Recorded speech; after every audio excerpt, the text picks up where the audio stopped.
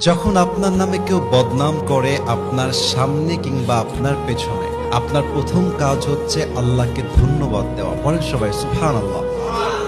কি সুন্দর কথা আল্লাহ তাআলা বলছেন, খুব খেয়াল করবেন। আল্লাহ বলছেন, সবর ধারণ করো তাদের কথার ব্যাপারে যারা তোমার ব্যাপারে বদনাম করে। এর কারণ আমি আল্লাহ জানি তারা যা বলছে সত্য নয়, বরং তুমি হচ্ছ আসল সত্যবাদী। তুমি সেই অন্যায়টা করো নাই।